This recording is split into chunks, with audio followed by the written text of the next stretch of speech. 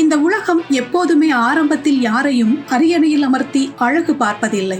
1992 ஒரு சுமாரான இளைஞனாக கேலி பேச்சுகளுக்கும் உருவ கேலிகளுக்கும் நடுவே தன் பயணத்தை தொடங்கிய போது அவன் ஒரு நாள் இந்த மாநிலத்தின் தலையெழுத்தையே தீர்மானிப்பான் என்று யாரும் நினைக்கவில்லை.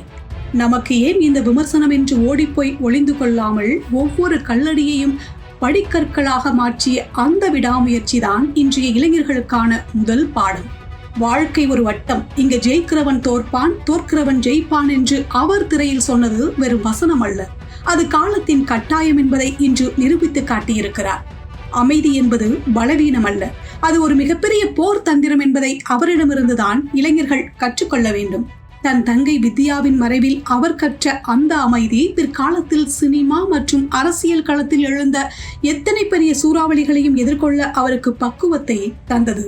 உன்னை நசுக்கணும்னு நினைக்கிறவங்க முன்னாடி நீ வாழ்ந்து காட்டணும் என்ற அவரது வரிகள் இன்று ஏளனம் செய்யும் சமூகத்திற்கு மத்தியில் முன்னேற துடிக்கும் ஒவ்வொரு இளைஞனின் தாரக மந்திரம். வெள்ளித்திரையில் அவர் சம்பாதித்த கோடிக்கணக்கான வசூலை விட விஜய் மக்கள் இயக்கம் மூலம் அவர் விதைத்த சமூக பணிகள் தான் அவரை கோட்டை வரை அழைத்து சென்றிருக்கின்றன. சினிமா என்பது ஒரு கவர்ச்சி ஊடகம் மட்டுமே, ஆனால் மக்களின் பசியும் வலியும் நிஜமானது என்பதை உணர்ந்து கல்வி விருதுகளையும் அன்னதானங்களையும் ஒரு கடமையாக செய்த அந்த பண்புதான் இன்று அவரை ஒரு முதல்வராக மாற்றி இருக்கிறது. அதிகாரமில்லாத போதே இவ்வளவு செய்தவர் அதிகாரம் கிடைத்தால் இன்னும் என்ன செய்வார் என்ற மக்களின் நம்பிக்கையே இந்த வெற்றி. தடைகள் என்பது உடைப்பதற்கே தவிர முடங்குவதற்கல்ல. தலைவா முதல் சர்க்கார் வரை அவர் சந்தித்த அரசியல் நெருக்கடிகள் எத்தனையோ. ஆனால் நம்ம கூட இருக்கிறவங்களை நாம பார்த்துக்கிட்டா மேல இருக்கிறவன் நம்மளை பார்த்துப்பான் என்ற கொள்கையோடு தொண்டர்களை தோழர்களாக கருதி அவர் நகர்த்திய காய்கள் இன்று சரித்திரம் படைத்திருக்கின்றன. இன்று தமிழகத்தின் முதல்வராக அவர் அமர்ந்திருக்கும் அந்த இருக்கை வெறும் வெற்றியின் அடையாளம் அல்ல, அது பல ஆண்டுகளாக அவமானங்களுக்கு கிடைத்த கௌரவம், உழைப்புக்கு கிடைத்த ஊதியம். இளைஞர்களே, உங்களுக்கான செய்தி இதுதான். உலகம் உங்களை அங்கீகரிக்க மறுக்கும் போது அலறாதீர்கள்.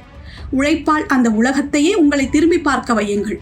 ஒரு சாதாரண மனிதன் தன் லட்சியத்தில் உறுதியாக இருந்தால் அவன் ஒரு நாள் சரித்திரமாக மாறுவான் என்பதற்கு பின்னால் இருக்கும் அந்த பெயர் விஜய்.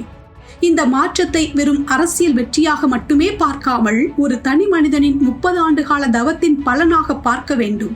நாளைய தீர்ப்பு என்று தொடங்கிய அவரது முதல் படத்தலைப்பு இன்று தமிழகத்தின் தீர்ப்பாக மாறியிருப்பது காலத்தின் மிகப்பெரிய சுழற்சி. திரையில் அவர் ஆடிய ஒவ்வொரு நடனமும், பேசிய ஒவ்வொரு அனல் பறக்கும் வசனமும் வெறும் பொழுதுபோக்கிற்காக அல்ல, கோடிக்கணக்கான இதயங்களை ஒன்றிணைப்பதற்கான ஒரு பாலமாக அமைந்தது.